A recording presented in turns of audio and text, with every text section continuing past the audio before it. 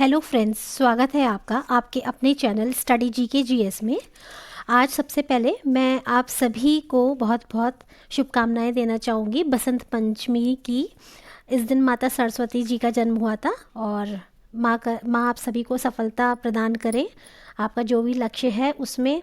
और आप सभी लोग जैसे कि असिस्टेंट प्रोफेसर की तैयारी कर रहे हैं तो मैं कहती हूँ कि माँ आपकी इच्छा की पूर्ति करें। चलिए अब हम अपनी टेस्ट सीरीज़ को शुरू करते हैं। आइए देखते हैं टेस्ट नंबर 12। ये देखिएगा, उत्तर प्रदेश शिक्षा सेवा चयन आयोग। देखिएगा टेस्ट नंबर 12। आइए शुरुआत करते हैं। अधिगम उद्देश्य का क्या अर्थ है ना। अधिगम उद्देश्य, इसका अर्थ क्या है? तो देखिए, सबसे पहले जो उन्होंने दिया हुआ है वो है आपका अधिगम अनुभव, दूसरा है आपका सारिक परिणाम, तीसरा है आपका अकादमिक उपलब्धि एवं चौथा है आपका अभीप्सित अधिगम परिणाम। तो देखिए, इसका जो करेक्ट आंसर बनेगा वो आपका बनेगा अभीप्सित अधिगम परिणाम, है ना। ये आपका अधिगम उद्देश्य का अर्थ है, ठीक है। देखिए, अधिगम अभीप्सित, इसका क्या मतलब है? देखिए, इसका अर्थ होता है सीखने की इच्छा या अधिगम के लिए प्रेरित होना। अधिगम एक ऐसी प्रक्रिया है जिसके जरिए अनुभवों या प्रशिक्षण से व्यवहार में बदलाव होता है। इसीलिए अधिगम में हम सभी जानते हैं कि प्रेरणा का बहुत ज़्यादा महत्व होता है, ठीक है। तो इसीलिए आपका जो पहला उत्तर हो जाएगा अधिगम उद्देश्य, है ना, का अर्थ है अभीप्सित अधिगम परिणाम। तो option number D is your correct answer. दूसरा देखिए, यह प्रश्न कि क्या अध्ययन के निष्कर्षों को विशिष्ट शोध संदर्भ से परे सामान्यीकृत किया जा सकता है? तो ये संबंधित है किससे? मतलब दोबारा पढ़ लीजिए, यह प्रश्न क्या अध्ययन के निष्कर्षों को विशिष्ट शोध संदर्भ से परे सामान्यीकृत किया जा सकता है? तो ये किससे संबंधित है? देखिए, सबसे पहले आपका आता है मापन की वैधता से, आंतरिक वैधता से, बाहरी वैधता से या पारिस्थितिकीय वैधता से। तो इसका जो आपका सही उत्तर बनेगा वो बनेगा आपका ऑप्शन नंबर 3, बाहरी वैधता से। देखिए, यह प्रश्न क्या कर रहा है कि अध्ययन के निष्कर्षों को विशिष्ट शोध संबंध से परे क्या हम सामान्यीकृत कर सकते हैं? तो जब ये इस तरह का जो प्रश्न है तो उसका उत्तर बाहरी वैधता होगा। बाहरी वैधता ये क्या है? देखिए, ये वह सीमा है जिसमें शोध के परिणाम बड़े पैमाने पर दुनिया के सामने आ सकते हैं। यह शोध की सटीकता जो होती है आपकी, उसको जांचने का एक तरीका है ना। क्या जांचने का तरीका है? शोध की सटीकता, ठीक है। और यह जांचता है कि प्रयोग में खोजे गए आकस्मिक संबंध को सामान्यीकृत किया जा सकता है या नहीं। मतलब जो भी आपके संबंध आपने निकाले हैं अपने शोध के माध्यम से, क्या उनको हम जनरलाइज कर सकते हैं या नहीं कर सकते हैं। तो ये आपका जो है एक्सटर्नल वैलिडिटी या बाहरी वैधता से संबंधित हो गया। आगे देखिएगा, स्नोबॉल प्रतिचयन। स्नोबॉल प्रतिचयन किसी प्रतिदर्श के चयन की वह प्रक्रिया है जिसमें इसका प्रयोग किया जाता है। स्नोबॉल जो आपका प्रतिचयन है उसके बारे में बात हो रही है। यह किसी प्रतिदर्श के चयन की वह प्रक्रिया है जिसमें किसका प्रयोग किया जाता है? देखिए, इसमें नेटवर्क, स्नोबॉल, समूह या कंप्यूटर प्रोग्राम, इसमें देखिए हम एक तरह से कह सकते हैं कि हम नेटवर्क का प्रयोग कर रहे हैं। नेटवर्क कैसे? वो वाला इंटरनेट वाला नेटवर्क की बात नहीं हो रही है। देखिए, स्नोबॉल प्रतिचयन में होता क्या है, इसमें क्या होता है, जैसे मान लीजिए रिसर्चर है, इसने अपने जो उसका रिसर्च है उसके अनुसार जो उसने अपना सैम्पल्स को चूज़ करा है ना। तो मान लीजिए उसने शुरू में कुछ लोगों के नाम कुछ लोगों से जानकारी इसने इन 4 लोगों से प्राप्त कर ली अपने विषय में, जो भी उसका सर्वे है या जो भी उसका टॉपिक है।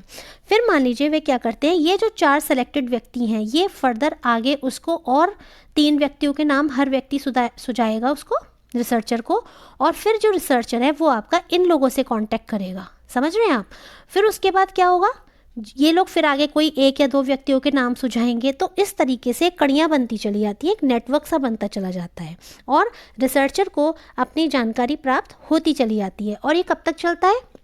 जब तक कि हमें वांछित प्रतिदर्श ना मिल जाए। जब तक कि हमें वांछित प्रतिदर्श ना मिल जाए। तो ये कहा जा सकता है कि स्नोबॉल प्रतिचयन चयन की वह प्रक्रिया है जिसमें प्रतिचयन का चयन जो होता है, मीन्स जो आप सैंपल को कलेक्ट करते हैं वो आप कैसे करते हैं, एक नेटवर्क के रूप में करते हैं। ठीक है, आगे देखिएगा, प्रदत्त संकलन। प्रदत्त संकलन के दौरान दो बिंदुओं के बीच उत्तरदाताओं की अभिवृत्तियों में परिवर्तन को क्या कहा जाता है। ठीक है, तो इसमें देखिए क्या क्या ऑप्शंस हैं, प्रतिक्रियात्मक प्रभाव, परिपक्वता प्रभाव, प्रतिगमन प्रभाव या अनुकूलन प्रभाव। देखिए इसका जो करेक्ट आंसर होगा आपका वो होगा प्रतिगमन प्रभाव। किसका, प्रदत्त संकलन के दौरान दो बिंदुओं के बीच उत्तरदाताओं की अभिवृत्तियों में परिवर्तन को कहा जाता है क्या, प्रतिगमन प्रभाव, है ना। देखिए हमें पता है कि ये दो प्रकार से होते हैं, बहुमुखी प्रतिगमन और वक्रीय प्रतिगमन, है ना। प्रतिगमन की ही यदि हम बात करते हैं तो इस तरीके से हमारा आंसर 4 करेक्ट है। आगे देखिएगा, देखिए इसमें ना डेटा संग्रह के पूर्व परीक्षण एवं परीक्षण के बाद के चरण के बीच प्रतिवादियों के दृष्टिकोण में जो बदलाव आ जाता है ये उसी को संदर्भित करता है क्या, प्रतिगमन आपका प्रभाव। कभी कभी लोग जो है पूर्व परीक्षण चरण में माप पैमाने के चरम पदों पर खुद को रखते हैं। वे कई कारणों से परीक्षण के बाद चरण के मध्य में स्थानांतरित हो जाते हैं। वे महसूस कर सकते हैं कि वे पूर्व परीक्षण चरण में बहुत नकारात्मक या सकारात्मक रहे हैं। इस प्रकार के प्रभाव को प्रतिगमन प्रभाव के रूप में जाना जाता है। सिंपल है कि परीक्षण से पहले उनका दृष्टिकोण कुछ और था, लेकिन परीक्षण के बाद वो चेंज हो गया। हो सकता है नेगेटिव का पॉजिटिव हो जाए या पॉजिटिव का नेगेटिव हो जाए, कुछ भी हो सकता है। तो ये आपका प्रतिगमन कहलाता है। दो बिंदुओं के बीच उत्तरदाताओं की अभिवृत्ति जो है उसमें परिवर्तन यानी कि चेंज होना, है ना, कब, प्रदत्त संकलन के वक्त। आगे देखिएगा, साहित्यिक चोरी पर विश्वविद्यालय अनुदान आयोग अधिनियम 2018 के अनुसार 42% की समरूपता की साहित्यिक चोरी को निम्नलिखित में से किस स्तर का माना जाता है। जैसे आप मान लीजिए कोई भी शोध प्रबंध करते हैं, पीएचडी करते हैं, तो साहित्यिक चोरी क्या है, प्लेगरिज्म है। सबसे पहले तो ये समझिए, ये एक ऐसी प्रोसेस होती है जिसमें साहित्यिक समानताएं क्या है या नहीं है इसकी जांच की जाती है। मान लीजिए किसी व्यक्ति ए ने पीएचडी करी, तो उसका जो पीएचडी है, पूर्व में जो पीएचडी हो चुकी है, मान लीजिए व्यक्ति बी या कुछ भी नाम ले लीजिए, क्या इसने अपना जो वर्क करा है ए ने, ये बी से तो नहीं उठा लिया है, कितना प्रतिशत तक उठाया है, और अगर उठाया है उसने पीएचडी का वर्क उस व्यक्ति की पीएचडी से, तो क्या उसने इस चीज़ को बताया है अपने शोध कार्य में या नहीं। तो ये आपका क्या है, प्लेगरिज्म कहलाता है। यदि ऐसा पाया जाता है कि साहित्यिक चोरी की गई है तो। अब देखिए पीएचडी या प्रोजेक्ट लिखते समय जो लोग दूसरे लेखों से चोरी करते हैं, उसकी जो जांच इस प्रक्रिया से की जा सकती है। किसके माध्यम से, प्लेगरिज्म के माध्यम से। इसमें पेन ड्राइव, सीडी के माध्यम से लेखनी साहित्यिक चोरी की जांच हो जाती है। देखिए यूजीसी के जो रेगुलेशंस थे 2018 के, उसके अनुसार इन्होंने जो है 4 पार्ट्स में प्लेगरिज्म को डिवाइड किया है। पहला है 0 स्तर का, है ना। 0 स्तर में कितना, यदि आपका जो थीसिस है वो दूसरे के थीसिस से 10% तक इसमें समानता है तो, है ना। फिर उसका है फर्स्ट लेवल, है ना। फर्स्ट में क्या है, अगर आपका 10% से 40% तक वर्क जो आपने थीसिस की है वो दूसरे के काम से मिल रही है तो। थर्ड लेवल पर क्या है, देखिए थर्ड है 40 से 60%, है ना। अगर आपका वर्क 40 से 60% तक पहले किए गए काम से, किसी व्यक्ति ने पहले उसी टॉपिक पे पीएचडी किया या शोध किया, उससे मिल रहा है तो ये आपका थर्ड लेवल का प्लेगरिज्म कहलाएगा। और सॉरी, थर्ड नहीं, सेकंड, माफ़ कीजिएगा, ये सेकंड है आपका। 0 फर्स्ट सेकंड, और थर्ड में क्या होगा आपका, देखिए थर्ड में आपका जो है 60% से यदि अधिक होगा, है ना। 60% से यदि अधिक होगा तो फिर ये आपका क्या कहलाएगा, ये आपका थर्ड लेवल का प्लेगरिज्म कहलाता है। तो यहाँ पर इन्होंने 42% दिया है, तो इसका मतलब आपका उत्तर हो गया ये वाला, द्वितीय स्तर का। ठीक है, क्योंकि द्वितीय स्तर में ही 40 से 60% तक का प्लेगरिज्म आता है। आगे चलते हैं,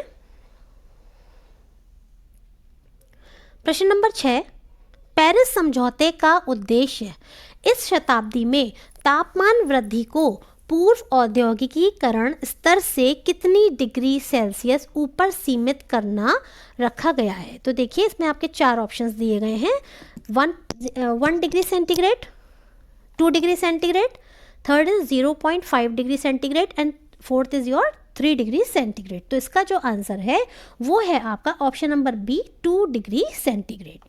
देखिए कोप 2021 नवंबर दिसंबर यानी कि 2015 में फ्रांस के शहर पेरिस में ये आयोजित हुआ था, कोप 21 है ना, जो कि 2015 में हुआ था। इसमें जलवायु परिवर्तन के खतरे को कम करने हेतु एक समझौता किया गया था। यह समझौता वैश्विक ग्रीन हाउस गैसेस, वैश्विक ये जो आपकी ग्रीन हाउस गैसेस हैं है ना, इनके उत्सर्जन में कमी लाने से संबंधित था और ये जलवायु परिवर्तन के खतरे को कम करने की दृष्टि से भी एक प्रभावी कदम है। देखिए वर्ष 2015 में पेरिस में जब ये कोप 21 की बैठक हुई थी तो इसमें कार्बन उत्सर्जन कटौती, क्या कार्बन उत्सर्जन कटौती, कार्बन उत्सर्जन कटौती जी, कार्बन उत्सर्जन कटौती के लिए वैश्विक तापमान में वृद्धि को पूर्व औद्योगिकरण के स्तर से 2 डिग्री सेंटीग्रेड तक सीमित रखने और 1.5 डिग्री सेंटीग्रेड को आदर्श लक्ष्य घोषित किया है। आदर्श लक्ष्य, देखिए इसमें ध्यान दीजिएगा, तापमान वृद्धि को पूर्व औद्योगिकीकरण स्तर से कितना डिग्री ये पूछ रहे हैं, तो आपका आएगा 2 डिग्री सेंटीग्रेड, लेकिन जो आदर्श है वो कितना 1.5, अगर ये हम अचीव कर लेते हैं तो ये आइडियल हो जाएगा।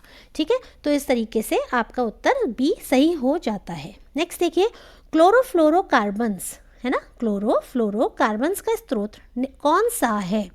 देखिए ऑप्शन नंबर ए है तापीय शक्ति संयंत्र, दूसरा है आपका स्वचालित वाहन, तीसरा है आपका प्रशीतक एवं वातानुकूलन और चौथा है आपका उर्वरक। देखिए मैं आपको कई बार बता चुकी हूँ क्लोरोफ्लोरोकार्बन्स का जो मेन आपका सोर्स है वो क्या है, प्रशीतक एवं वातानुकूलन। ठीक है, नेक्स्ट चलते हैं।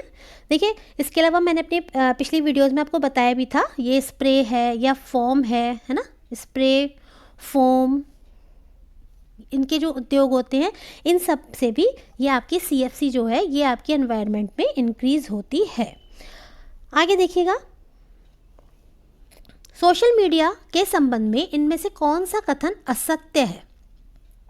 सोशल मीडिया इंटरनेट के माध्यम से संचार और इंटरेक्शन को सक्षम बनाता है, क्या ये सही है, ये आपका सही है।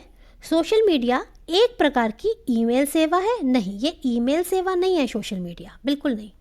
इंस्टाग्राम सोशल मीडिया का एक उदाहरण है, correct. X Twitter social media का एक उदाहरण है, ये भी आपका करेक्ट है। ऑप्शन नंबर बी जो है ये आपका गलत हो जाता है।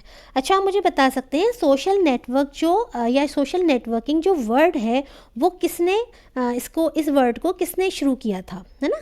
देखिए ये है आपका J.A. बर्नेस, कौन, J.A. बर्नेस। ठीक है, इन्होंने जो है ये आप नोट डाउन कर लीजिए, सोशल मीडिया वर्ड को यूज़ किया था। ठीक है, अब देखिए इसके द्वारा क्या होता है, कंप्यूटर तथा इंटरनेट के माध्यम से विश्व में कहीं भी स्थित लोगों से संपर्क स्थापित हम कर सकते हैं। यह इंटरनेट के माध्यम से संचार और इंटरेक्शन को सक्षम बनाता है, तो आपका पहला पॉइंट सही हो गया। फेसबुक, इंस्टाग्राम है ना, और आपकी ट्विटर ये सारी क्या है, या टेलीग्राम, ये आपकी सभी सोशल मीडिया के उदाहरण हैं, है ना। जबकि ईमेल आपका सोशल मीडिया का उदाहरण नहीं है ना, तो आपका ये वाला जो ऑप्शन है गलत हो जाता है। ये एक माध्यम है बट ये उदाहरण नहीं है। आगे देखिएगा क्वेश्चन नंबर 9, ICT का क्या तात्पर्य है, ICT का क्या अर्थ है। देखिए ICT का बहुत आसान है इसका उत्तर, इंफॉर्मेशन एंड कम्युनिकेशंस टेक्नोलॉजी इसका अर्थ है। नेक्स्ट क्या है आपका, कंप्यूटर मेमोरी की सबसे छोटी इकाई कौन सी है, बिट, बाइट, निबल या ब्रांटोबाइट। तो इसका उत्तर है बिट, है ना। बिट आपकी सबसे छोटी जो है इकाई है ना। देखिए जो एक निबल भी होता है, निबल भी इससे बड़ा होता है ना। 1 nibble is equals to how many bits, it is equals to 4 bits. ठीक है, 4 bits, right. 1 nibble is equals to 4 bits. चलिए आगे देखते हैं। रंगीन मॉनिटर में प्राइमरी योजक रंग है, कौन कौन से हैं? तो ये आपके हैं, मैं आपको डायरेक्ट ऑप्शन बता रही हूँ, हरा, लाल, हरा एवं नीला। ठीक है, लाल, हरा एवं नीला। देखिए इसकी एक वो भी हम बोलते हैं नीलह, इसको आप याद रखिए, नीलह। तो ये आपका क्या है, नीलह से कि नीला, लाल और हरा, ये आपके रंगीन मॉनिटर में प्राइमरी योजक हैं। ठीक है, आगे देखिएगा। एक नेटवर्क सुरक्षा प्रणाली है, क्या एक नेटवर्क सुरक्षा प्रणाली है जिसे विश्वस्त निजी नेटवर्क को अविश्वासी बाहरी नेटवर्क जिससे ये जुड़ा है सुरक्षा के लिए बनाया जाता है। देखिए इसमें ऑप्शंस देखते हैं, ब्रिज, कुकीज़, फायरवॉल या SSL। तो देखिए आपका जो फायरवॉल है ये क्या है, ये एक नेटवर्क सुरक्षा प्रणाली है जिसे विश्वस्त निजी नेटवर्क को अविश्वासी बाहरी नेटवर्क जिससे ये जुड़ा है उसकी सुरक्षा के लिए बनाया गया है। इसे हार्डवेयर या सॉफ्टवेयर या दोनों के संयोजन में, देखिए इसे हार्डवेयर या सॉफ्टवेयर या दोनों के संयोजन में लागू किया जा सकता है। इंट्रानेट में प्रवेश करने वाले सभी संदेश फायरवॉल से होकर गुजरते हैं। ठीक है, इस स्थिति में फायरवॉल प्रत्येक संदेश की जांच करता है कि ये जो संदेश आया है ये सही है, गलत है या नहीं। ठीक है, जो निर्दिष्ट सुरक्षा मापदंडों को पूरा नहीं करते उसको वहीं पर ब्रेक लगा दिया जाता है या स्टॉप कर दिया जाता है। So firewall is your correct answer. Next देखिएगा, भारत के लोक संघ सेवा आयोग का गठन निम्नलिखित में से किस अनुच्छेद के अंतर्गत किया गया है? अनुच्छेद नंबर 315, अनुच्छेद नंबर 320 या अनुच्छेद नंबर 325 या 335। तो देखिए इसका जो सही उत्तर है, देखिए संघ लोक सेवा आयोग, किसका? संघ लोक सेवा आयोग का गठन। तो देखिए अनुच्छेद नंबर 315 के अंतर्गत क्या है, संघ और राज्यों के, स्टेट्स के और सेंट्रल के, स्टेट्स प्लस सेंट्रल। ठीक है, देखिए अनुच्छेद 315 में जो आपका संघ है यानी यूनियन प्लस आपके जो स्टेट्स हैं, है ना, इनके राज्यों के लिए लोक सेवा आयोग के गठन का प्रावधान है। अच्छा, अनुच्छेद नंबर 316 में क्या है, इसके अंतर्गत संघ एवं राज्य लोक सेवा आयोग के सदस्यों के नियुक्ति की और पदावधि से संबंधित है। जबकि अनुच्छेद नंबर 317 के अंतर्गत क्या है, इसमें लोक सेवा आयोग के किसी सदस्य को हटाया जाना है या नहीं है उससे ये संबंधित है। आगे देखते हैं, देखिए हाँ, और उसका निलंबन जो होता है वो भी 317 में आता है। जबकि जो आपका अनुच्छेद नंबर 320 है वो लोक सेवा आयोग के कार्यों का उसमें उल्लेख है। 320 में क्या है, लोक सेवा आयोग के कार्य, ठीक है, इसके वर्क, इसका फंक्शनिंग। ठीक है, आगे देखिएगा प्रश्न नंबर 14, सूची 1 को सूची 2 से सुमेलित कीजिए तथा सूचियों के नीचे दिए गए कूटों से सही उत्तर का चयन कीजिए। तो सबसे पहले है आपका बिहार, पश्चिम बंगाल, केरल, उत्तर प्रदेश। इधर क्या है, आपके स्टेट्स दिए हुए हैं और दूसरी तरफ आपके क्या दिए हुए हैं, इनका जनसंख्या घनत्व 2011 के अनुसार। तो देखिए सबसे पहले कौन सा आता है, हमें पता है बिहार। बिहार में कितना है, 1106। दूसरे नंबर पे कौन सा है, पश्चिम बंगाल। पश्चिम बंगाल में कितना जनसंख्या घनत्व है, 1028। देन आप देखिएगा केरल में कितना है, 860 और उत्तर प्रदेश में 829। ठीक है, ये इसका करेक्ट आंसर हो जाता है। देखिए इस तरह से हमारा जो ऑप्शन नंबर ए है 14 का वो करेक्ट हो जाता है। ठीक है, अब हम अपना जो नेक्स्ट प्रश्न है उसे देखते हैं। वह कौन सा प्रथम मुगल बादशाह था जो अंग्रेज़ों का पेंशन भोगी बना?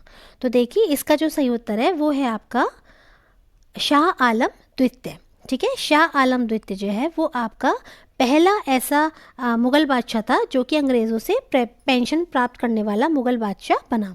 देखिए शाह आलम जो द्वितीय था, इसने बक्सर के युद्ध, देखिए बक्सर का युद्ध हुआ था, कब हुआ था बक्सर का युद्ध, आपको पता ही होगा, बहुत फेमस युद्ध है 1764 में। इसके पश्चात शाह आलम ने इलाहाबाद की संधि की थी, उस पर हस्ताक्षर किए। वो कब की थी इसने? वो की थी इसने 12 अगस्त को और 1965 को, है ना। इसने बंगाल की संधि तथा बिहार एवं उड़ीसा की दीवानी ब्रिटिश ईस्ट इंडिया कंपनी को दे दी थी तथा नजमुद्दौला को, है ना, इसने बंगाल का नवाब स्वीकार किया। इसके बदले में अंग्रेज़ों ने मुग़ल बादशाह शाह आलम द्वितीय को, है ना, इसको कितने लाख रुपए? 26 लाख रुपए, 26 लाख रुपए वार्षिक नजराना देने का वायदा किया था, है ना। इलाहाबाद की प्रथम संधि पर हस्ताक्षर रॉबर्ट क्लाइव तथा शाह आलम द्वितीय द्वारा किया गया था, ठीक है। और संधि प्रपत्र का निर्माण मुगल राजनयिक तथा बंगाली मुस्लिम इतिसाम उद्दीन द्वारा किया गया था। तो मेन इसमें क्या है कि 26 लाख रुपए की पेंशन जो है निर्धारित की गई थी। कब? बक्सर के युद्ध के बाद, जब इलाहाबाद की संधि की गई थी उसके बाद, ठीक है। आगे देखते हैं प्रश्न नंबर 16। नाथू-ला दर्रा, कौन सा दर्रा? नाथू-ला दर्रा भारत के किस राज्य या केंद्र शासित प्रदेश में है? तो देखिए नाथू-ला दर्रा जो है आपका, वो आपका सिक्किम में है। कहाँ पर है? सिक्किम में, ठीक है। देखिए सिक्किम की जो राजधानी है बता सकते हैं कौन सी है? तो वो है आपकी गैंगटॉक। कौन सी है? गैंगटॉक आपकी सिक्किम की राजधानी है। उसके बाद देखिएगा, ये इसकी राजधानी गैंगटॉक से लगभग 56 किलोमीटर पूर्व में स्थित नाथू-ला दर्रा चीनी क्षेत्र के तिब्बत के पठार के चुम्बी घाटी में खुलता है। नाथू-ला भारत एवं चीन के बीच तीसरा सीमा व्यापार पॉइंट है ना। भारत यानी जो इंडिया है आपका, और उसके बाद जो आपका ये चाइना आ जाता है इधर, उसके बीच में ये क्या है आपका? तीसरा सीमा व्यापार पॉइंट है। अन्य 2 व्यापार पॉइंट उत्तराखंड में लिपुलेख तथा हिमाचल प्रदेश में शिप किला है ना। देखिए उत्तराखंड में कौन सा बता रहे हैं? ये उत्तराखंड में है आपका लिपुलेख, है ना। और आपका इसमें कौन सा है? हिमाचल प्रदेश में, हिमाचल प्रदेश में है आपका शिप किला। अच्छा जेके में बता सकते हैं कौन सा है? तो आपका है जोजिला। कौन सा? जोजिला दर्रा, ठीक है। तो देखिए ये आपका इस तरीके से नाथू-ला दर्रा सिक्किम में है। C will be your correct answer. अब देखिए भारत क्या है? एक लोकतांत्रिक गणराज्य, एक प्रातिनिधिक लोकतंत्र, एक लोकतांत्रिक समाज या समाजवाद से बंधा हुआ। तो देखिए भारत क्या है? भारत आपका एक लोकतांत्रिक गणतंत्र है, ठीक है। उसी के साथ आपका ये एक प्रातिनिधिक लोकतंत्र है, और ये क्या एक लोकतांत्रिक समाज है? नहीं। फिर नेक्स्ट है आपका ये समाजवाद से बंधा हुआ है। तो इस तरीके से आपका जो ऑप्शन है वो ऑप्शन नंबर बी करेक्ट हो जाएगा। आगे देखिए प्रश्न नंबर 18। इनमें से किसने दिल्ली को विश्व के उत्कृष्टतम शहरों में से एक के रूप में बताया था? तो देखिए इब्न बतूता, अलबरूनी, फरिश्ता तथा अबुल फजल। तो अब इब्न बतूता, जो इब्न बतूता था, इसने दिल्ली को विश्व के उत्कृष्टतम शहरों में से एक के रूप में बताया था। देखिए भारत कब आया था? ये जो है 1333 ईस्वी में उत्तर पश्चिम द्वार से प्रवेश करके दिल्ली में, उस समय कौन था शासक बता सकते हैं? उस समय था मोहम्मद तुगलक। कौन था? मोहम्मद तुगलक। इसके दरबार में पहुंचा था। सुल्तान मोहम्मद तुगलक ने उसे दिल्ली का काजी नियुक्त कर दिया। किसे? इब्न बतूता को, ठीक है। उसके बाद क्या हुआ? उसने अपनी यात्रा वृतांत, देखिए बहुत प्रसिद्ध है ये, कौन सा? रेहला, ये आ जाता है रेहला पुस्तक, या रेहला जो यात्रा वृतांत है ये किसका है? तो आपको पता होना चाहिए इब्न बतूता का है। इब्न बतूता किसके समय में आया था भारत में? तो ये मोहम्मद तुगलक के समय में भारत में आया था। उसके बाद देखिएगा उसने क्या बताया था कि यह हिंदुस्तान का ही नहीं बल्कि एशिया के सभी मुस्लिम राज्यों में सबसे बड़ा, उत्कृष्ट या सबसे बढ़िया शहर है ना। सबसे सुपीरियर शहर है कौन सा? दिल्ली, ठीक। आगे देखिएगा सूची 1 में समाचार पत्र तथा सूची 2 में से सुमेलित कीजिए तथा सूचियों के नीचे दिए गए कूट का प्रयोग करते हुए सही उत्तर को चुनिए। तो देखिए सबसे पहला है आपका समाचार दर्पण। ये किसका है? समाचार दर्पण है आपका मार्शमैन का। ठीक है। दूसरा है आपका मिरात उल अकबर। ये किसका है? राजा राम मोहन रॉय का। केसरी किसका है? ये है आपका तिलक जी का। नेक्स्ट यंग इंडिया, ये है आपका महात्मा गांधी जी का। ठीक है। केसरी, क्या आप बता सकते हैं केसरी किस भाषा में लिखा गया था अखबार? बताइए, अगर आपको पता हो तो कमेंट बॉक्स में मुझे बताइएगा। मैंने अपनी वीडियोस में बताया था, जो आपको कल या आज जो वीडियोस कराई हैं उनमें से किसी एक वीडियो में है कि केसरी कौन सी भाषा में लिखा गया था। So this means your correct answer will be, देखिए पहले कौन सा आएगा आपका 4, देन 1, देन 2, देन 3, 4 1 2 3, ये देखिए लास्ट। दिस मीन्स 19th का आपका लास्ट वाला ऑप्शन, ऑप्शन नंबर डी जो है वो आपका करेक्ट हो जाता है। आगे देखिएगा, अशोक के सारनाथ स्तंभ के सिंहों के ऊपर रखे हुए महाधर्म चक्र में कितनी तीलियां हैं? तो देखिए इसमें कितनी तीलियां हैं? 32 तीलियां हैं। अच्छा ये बताइए, जो हमारा राष्ट्रीय ध्वज है उसमें जो बीच में चक्र है ना, उसमें कितनी तीलियां हैं? तो उसमें आपकी कितनी है? 24 तीलियां उसके अंदर हैं, 24 तीलियां हैं। जबकि जो अशोक के सारनाथ स्तंभ के सिंहों के सिर पर रखे हुए महाधर्म चक्र में 32 तीलियां हैं। देखिए क्या है, ये जो बुद्ध के 32 महापुरुष लक्षणों के जो प्रतीक हैं उसको दर्शाती है। मतलब ये जो 32 तीलियां हैं ये किसकी प्रतीक है? बुद्ध, महात्मा गौतम बुद्ध जो थे है ना, उनके जो लक्षण हैं महापुरुषों वाले 32, ये उनको दर्शाती हैं।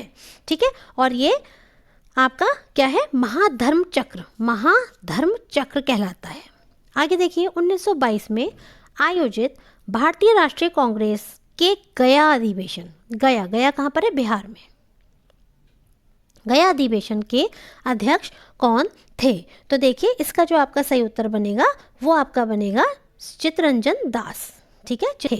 अच्छा ये बता सकते हैं आप मुझे कि चित्तरंजन दास जो थे वो आपके, उन्होंने किसके साथ मिलके कौन सी पार्टी की स्थापना की थी? चलिए मैं आपको थोड़ा हिंट दे देती हूँ। 1923 में कौन सी पार्टी की स्थापना की थी? यदि आपको ध्यान है, मैं आपको बता चुकी हूँ अपनी वीडियोस में, तो आप मुझे कमेंट करके बताइएगा किसके साथ की थी और कौन सी पार्टी की स्थापना की थी। अच्छा ये बताइए, ये हकीम अजमल खां, इनका क्या है रोल? हकीम अजमल खां जो हैं, इनके बारे में भी मैंने आपको अपनी वीडियोस में बताया है, इनका क्या रोल है, ये कौन थे बताइए।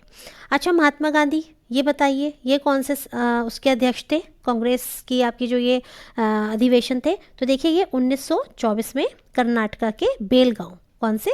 बेलगांव है ना, इसके ये अध्यक्ष रहे हैं। अच्छा ये बताइए, महात्मा गांधी जो हैं, जो हमारे 3 गोल में सम्मेलन हुए थे, 3 गोल में सम्मेलन हुए थे, उनमें से किस में महात्मा गांधी ने भाग लिया था? तो इन्होंने सेकंड वाले में भाग लिया था। ये बताइए कि ये वाला जो सम्मेलन है कब हुआ था? तो ये वाला जो सम्मेलन आपका हुआ था, ये हुआ था आपका 1931 में। 1931 में दूसरा गोल में सम्मेलन हुआ था जिसमें महात्मा गांधी जी ने भाग लिया था। ठीक है। आगे बढ़ते हैं। प्रश्न 22, 24वें फीफा फुटबॉल विश्व कप का आयोजन किस देश में नहीं होगा? यानी किस में होगा, पहले आप ये फाइंड आउट करिए। तो देखिए 24वें फीफा फुटबॉल वर्ल्ड कप 2030 का आयोजन कहाँ कहाँ पर होगा? मोरक्को में होगा, पुर्तगाल में होगा और स्पेन में होगा। जबकि इसका आयोजन न्यूजीलैंड में नहीं होगा। तो इसे तो आप छोड़ दीजिए, इसे याद रखिए, मोरक्को, पुर्तगाल और स्पेन। ठीक है। मोरक्को, पुर्तगाल और स्पेन में 2030 का फीफा फुटबॉल विश्व कप का आयोजन होगा। जबकि आपका जो 23वां जो आपका फीफा फुटबॉल विश्व कप है, वर्ल्ड कप है, इसका आयोजन कब होगा? 2026 में होगा। और ये कहाँ कहाँ पर होगा? मैक्सिको, देखिए मैक्सिको, कनाडा और आपका ये होगा यूएसए। ठीक है, यहाँ पर होगा। अच्छा आपको ये खास बात बता सकते हैं, आज अखबार में पढ़ के यदि आपने पढ़ा हो, यूएसए से रिलेटेड, मैक्सिको से रिलेटेड और कनाडा से रिलेटेड कुछ बता सकते हैं कि यूएसए ने किस चीज़ की घोषणा की है?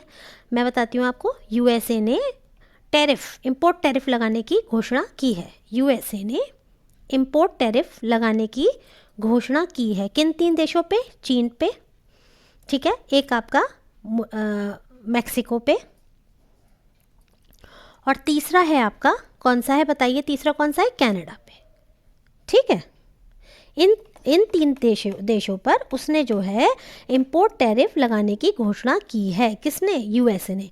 चीन पे कितना कहा है और इन दोनों पे कितना कहा है बताइए? चीन पे 10% कहा है और मैक्सिको और कनाडा पे 25% कहा है। अच्छा ये बताइए, इम्पोर्ट टैरिफ के बारे में आपको थोड़ी बहुत जानकारी है कि इम्पोर्ट टैरिफ क्या होते हैं? यदि आपको पता हो तो मुझे कमेंट बॉक्स में बताइएगा कि इम्पोर्ट टैरिफ क्या होते हैं। और अब बदले में अगर ये उसकी नीति अपनाना चाहें, कहना चाहिए एकदम से अपने मतलब क्या बोलना चाहिए, बदले की नीति, तो फिर अब ये क्या करेंगे, क्या कर सकते हैं, ये मुझे बताइएगा। चलिए नेक्स्ट पढ़ते हैं आगे। देखिए ये क्वेश्चन आपका इकोनॉमिक्स से रिलेटेड हो गया, हालांकि इतना डिटेल आपके में मुझे नहीं लगता आएगा, बट ऐसे ही मेरे माइंड में आया तो मैंने आपसे पूछ लिया क्योंकि आज ही की ये न्यूज़ है। चलिए आगे देखते हैं। क्वेश्चन नंबर है अब आपका नेक्स्ट 23। चलिए 23 देखते हैं हम। 23 में आपका क्या था? सौरमंडल के ग्रह तथा उपग्रह की वर्तमान संख्या के संदर्भ में कौन सा कथन सही नहीं है? नहीं पूछ रहे हैं। तो देखिए इस पे कौन सा जो आपके दिए गए हैं, ये तो आपके ग्रह हैं और ये आपके उपग्रह हैं। ग्रह क्या होते हैं, उपग्रह क्या होते हैं? देखिए ग्रह क्या होते हैं? जिनमें अपनी खुद की ना चमक होती है ना ऊष्मा होती है। ये कहाँ से प्राप्त करते हैं? ना रोशनी होती है। ये सूरज से प्राप्त करते हैं, है ना। और सूरज के ही ये चारों ओर दीर्घ वृत्ताकार रूप में चक्कर काटते रहते हैं। और जो आपके उपग्रह होते हैं ये क्या होते हैं? ये इन ग्रह के चारों ओर चक्कर काटते रहते हैं, है ना। और इन ग्रह के चारों ओर चक्कर लगाते हुए ये भी सूरज के इसी तरीके से क्या करते हैं? रिवॉल्यूशन करते हैं, ठीक है। अब देखिएगा ये पूछ रहे हैं जैसे पृथ्वी का एक ग्रह है, कौन सा? चंद्रमा। ये प्राकृतिक उपग्रह है चंद्रमा पृथ्वी का। अब देखिए ये कह रहे हैं क्या शनि के 140 उपग्रह हैं? क्या बृहस्पति के 95 हैं? यूरेनस के 28 हैं और नेपच्यून के 16 हैं। तो देखिए बृहस्पति के 95 हैं, यूरेनस के 28 हैं, नेपच्यून के 16 हैं और शनि के आपके कितने हैं? 146 हैं, ठीक है। 146 उपग्रह हैं।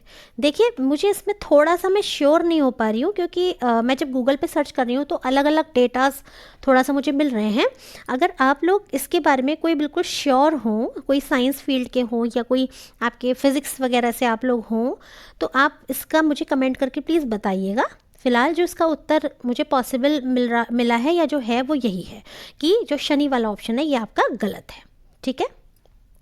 नेक्स्ट देखिएगा, पहला अंतर्राष्ट्रीय सोलर महोत्सव कहाँ पर आयोजित किया गया?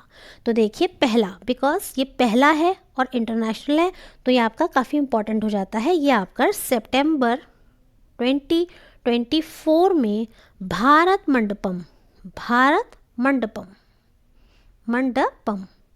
है ना, यहाँ पर ये आपका भारत मंडपम का है नई दिल्ली में, यहाँ पर ये आपका आयोजित हुआ, ठीक है, अंतर्राष्ट्रीय सोलर महोत्सव। अच्छा ये बताइए भारत मंडपम जो नाम है ये किसका परिवर्तित नाम है? ये बताइएगा कमेंट करके।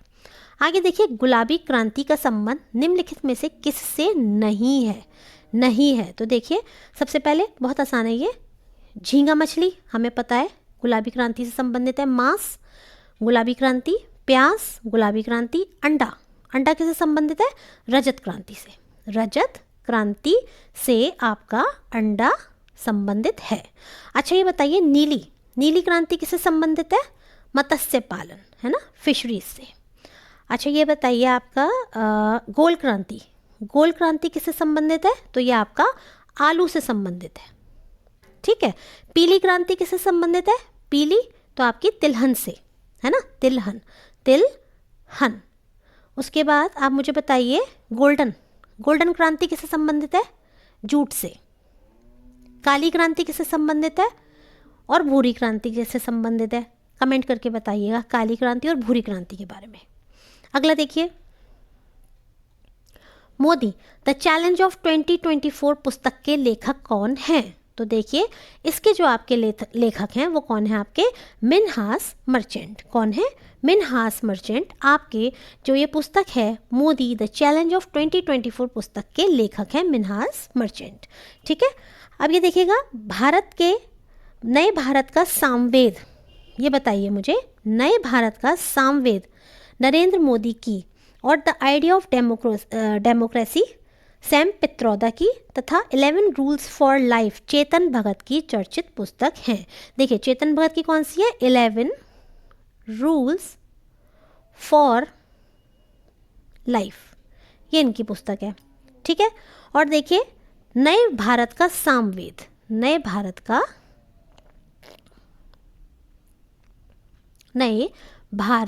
का सामवेद। उसके बाद देखिएगा सैम पित्रोदा की कौन सी है? इनकी है the idea of democracy.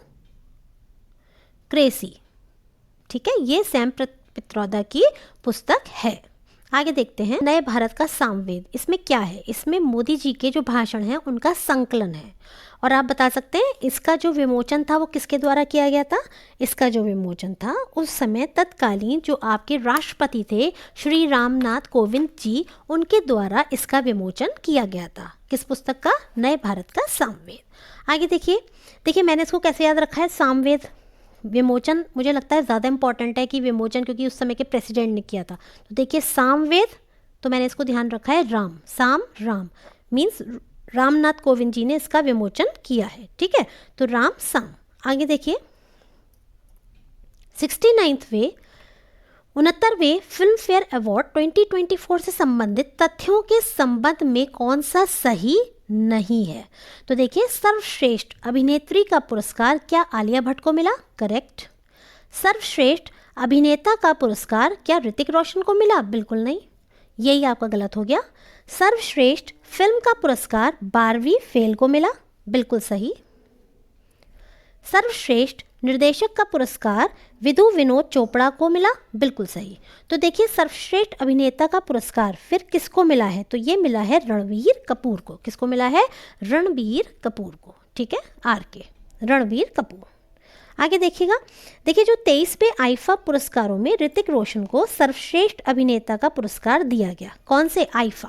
IIFA इसमें जो है किसको दिया गया?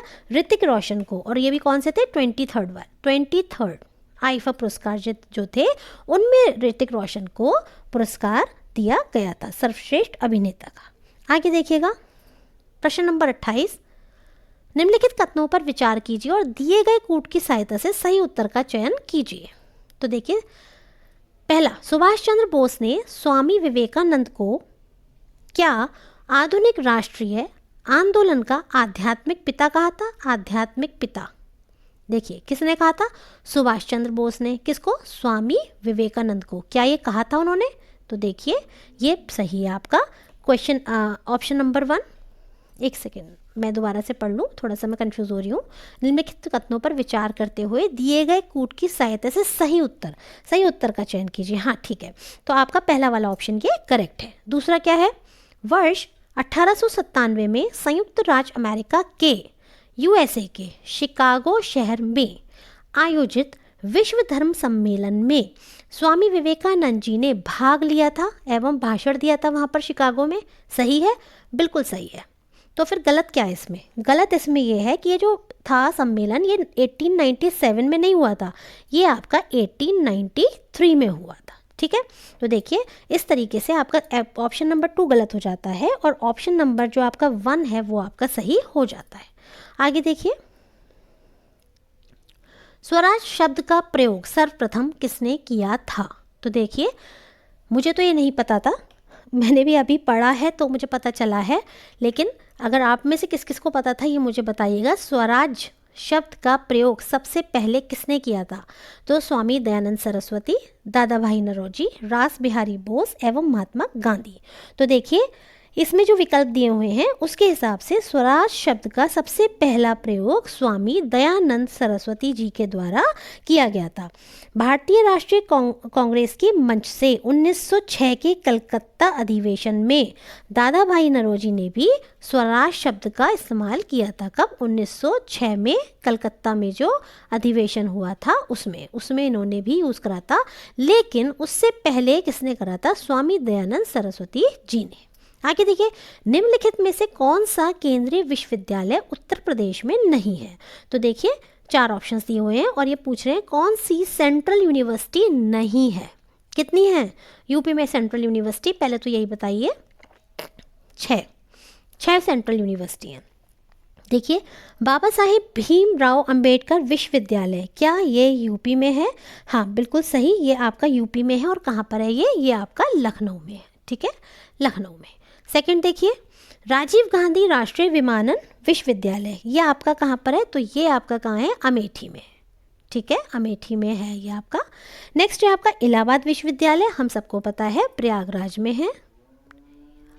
ठीक है, लास्ट है आपका गति शक्ति विश्वविद्यालय, क्या ये आपका यूपी में है? तो देखिए लखनऊ, अमेठी और प्रयागराज तो यूपी में ही है, तो ये तीनों तो आपको सही हो गए।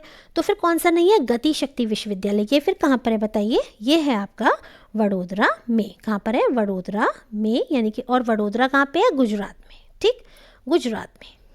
ठीक है, तो गति शक्ति विश्वविद्यालय आपका वडोदरा गुजरात में है। तो this means according to the question D is your correct answer. Means नहीं पूछा ना, तो नहीं कौन सा है? गति शक्ति विश्वविद्यालय। देखिए फ्रेंड्स, यहाँ पर मैं अपनी वीडियो को एंड कर रही हूँ। यदि आपको मेरी वीडियोस पसंद आ रही हो तो चैनल को लाइक और सब्सक्राइब कीजिएगा, और यदि पॉसिबल हो तो अपने कुछ एजुकेशनल ग्रुप्स में इन वीडियोस को शेयर भी कीजिएगा। Thank you so much.